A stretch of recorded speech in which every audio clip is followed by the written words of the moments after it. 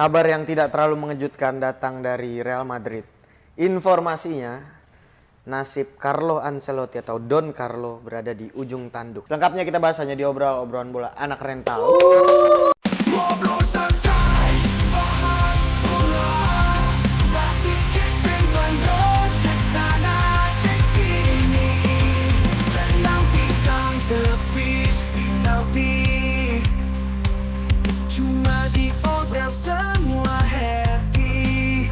Ada Kiki, Sawi, Macan, dan Dorafi. Ngobrol sampai pagi, juga jadi gak perlu emosi. Yang penting hahaha. Ini Real apa Barca? Ini Real apa Madrid? Gila. Real yang asli Real Betis, bro. Setuju. Betis Mania cabang Depok ini. Betis Mania Depok ya. Yo, ih. Ya. Ini seru, ini menarik. Karena ternyata impact Arsenal itu segitunya ya. Mempengaruhi pandangan Florentino Perez terhadap Don Carlo. Ya paling nggak juara atau enggak Arsenal udah 150 juta euro udah di tangan. Udah di tangan ya, udah bisa beli semifinal ya. striker Iya. aja. Sini lo si men. Seru. Tapi yang menarik adalah kabar bahwa kalau gua nggak salah informasinya bukan hanya Carlo Ancelotti tapi ada beberapa pemain yang dipertimbangkan serius untuk di Lego. Dilepas. Saatnya Masuk list transfer. saatnya kan dibilang kan saatnya Real Madrid meregenerasi tim. Ancelotti juga pas ditanya karir di Real Madrid ya saya tidak tahu. Iya, Dia betul. udah nggak ada statement. Udah nggak ada statement. Nah, kuat.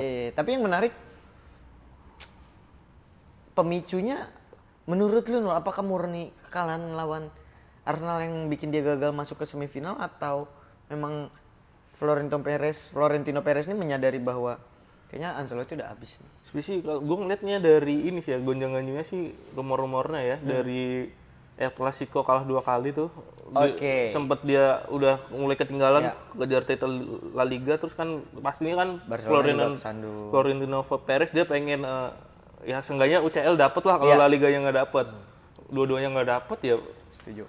pasti ini sih bakal Jadi terancam bahan posisinya. pikiran ya, jadi bahan pikiran Terus ya. juga dari Ancelotti-nya juga sempat ditawarin ini juga kan sama Brazil. Federasi Brazil kan. Iya. Kalau gua nggak salah dulu tuh sebenarnya udah ada kesepakatan fair. Iya, iya, Cuman musim karena lalu. Ancelotti menang Champion. UCL, jadi di pending atau hangus lah kesepakatan. Musim lalu dia itu. kawin gelar kan? Enggak Barca kemarin liganya. Enggak kawin gelar dia. Iya, Kawin Madrid, gelar musim lalu kemarin. Madrid dong. Cross Kan- terakhir. Iya kan tahun lalu masih Xavi pelatihnya. iya Bellingham ya, Bellingham Bellingham. 4-0 ya yang ini ya. Iya. Clasico-nya ya, penentuannya ya. Iya. Ini buat tim sekelas Madrid ini penurunan kah? Dok? Ya kalau penurunan jelas ya kan. Dengan tim yang ekspektasinya adalah setiap tahun dapat trofi major ya, trofi major. Udah kehilangan Champions League fatal. Fatal. Kehilangan Liga fatal. Menurut gue Liga udah selesai. Ya. Gue selalu bilang kan penentuannya di El Clasico, tapi dengan ngelihat performa Real Madrid kayak gini, Sebelum gue El bisa Clasico bilang juga udah bisa dibilang. kemungkinan menang El Clasico Madrid 0,0.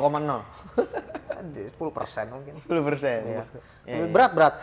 Tapi emang gua rasa ini momen yang tepat buat memecat Ancelotti dan memulai regenerasi baru di kepelatihan ataupun di para pemain gitu loh. Karena posisi ini posisi yang jelas tidak baik buat Real Madrid gitu. Karena ngelihat ya tadi Nando bilang ini fatal gitu, kehilangan beberapa gelar yang major trophy yang memang seharusnya udah jadi rutinitas mereka gitu. Lu setuju nggak no soal pemecatan Ancelotti kalau misalkan Ancelotti ini musim ini adalah musim terakhirnya? Gue sih setuju sih ya. Sebenarnya gue udah ngeliat agak kurang keputusan dari Ancelotti itu pas Kroos mutusin pensiun. Udah nggak tajam lagi ya? Dia nggak tajam buat nyari pengganti. Sebenarnya kan proyeksinya kan cuma ini kan buat mainin. Iya. Cuman gara-gara krisis back yang berlangsung, berkepanjangan akhirnya tuh, kemarau panjang. Akhirnya cuma ini dipaksa main back dan pas dia balik lagi main ke tengah jadi kayak hilang Hancur. sentuhannya. Iya, setuju gua. Ya jadi menurut gue ya itu sih, dan keputusan transfernya dia juga terlalu sombong sih ya gue. Gua ngelihatnya ya. Ngerasa cukup dengan Ngerasa Mbappe? cukup dengan Mbappe, didatengin Mbappe dan pemain yang ada ternyata dengan adanya badai cedera di lini pertahanan dia nggak siap gitu, nggak ada plan B-nya sih. Gua ngelihatnya sih di situ. Padahal sih. ada nama-nama besar yang harusnya datang menggantikan Kroos sebenarnya. Itu mungkin Rodri, mungkin Subimendi mungkin. Ya kalau mungkin yang udah jadi Bruno Fernandes bisa di situ. Walaupun dia tapi dia cocok lah dengan arogan-arogannya Madrid, dia mungkin bisa ketampar realita gitu. Lu bukan superstar, ya kayak Mbappe aja. Tapi ya benernya keputusan transfer cukup fatal buat gue dengan dia nggak beli back dan dia di musim dingin kemarin. Merasa cukup ya. Tapi justru yang mengejutkan gue, rumor yang tadinya kenceng Xabi Alonso tiba-tiba Jurgen Klopp. Iya tiba-tiba langsung Turnover ke Jurgen Klopp Iya, gitu. iya, Dan iya. buat gue salah satu brilian move sih kalau Kalau kalau memang lu bener ya. ambil Jurgen Klopp dengan Iya, pemain Madrid yang kayak gitu, main gegen pressing sih cukup ngeri juga sih. Cuman sih kalau gue ngelihatnya misal kalau entah itu mau Jurgen Klopp mau Xabi, ini kan Madrid biasa main nggak sebagai tim ya, biasa individual ya, nggak butuh waktu cepat juga buat adaptasi penyesuaian taktiknya sih.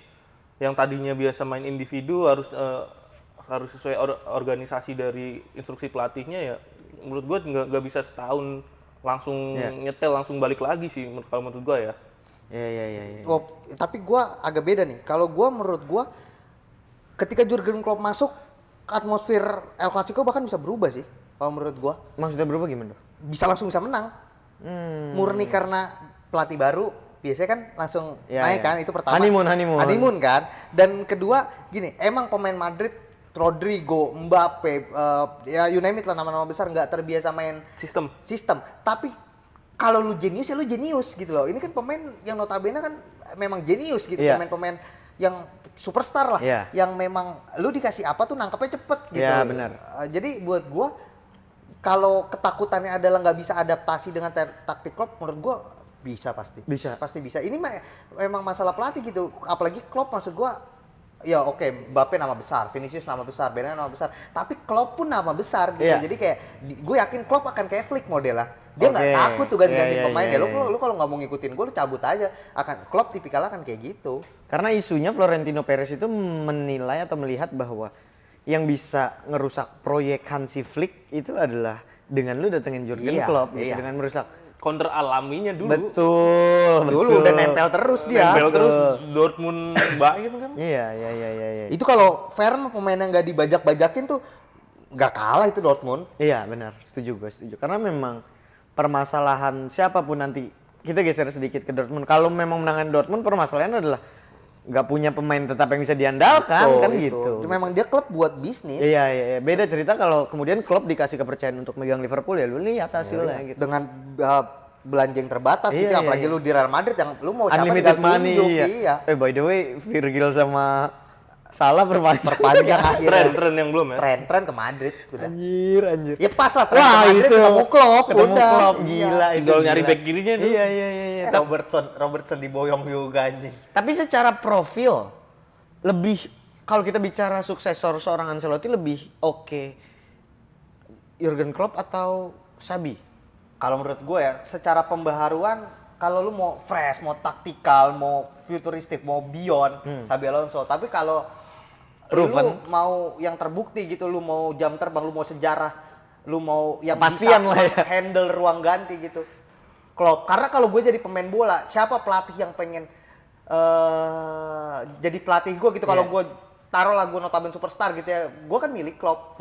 Murni karena kalau gini, sesimpel superstar itu nggak perlu treatment banyak-banyak. Kalau gue membayangkan gitu ya, kenapa Klopp? Karena ketika lu diganti, Klopp selalu meluk pemainnya. Iya. Itu kan ada kayak ikatan kayak dulu Ferguson, main sampah anjing. Iya. Gitu, harus diakuin lah, main Iya. apa sih begitu ya kan? Gue juga makanya gak pernah suka.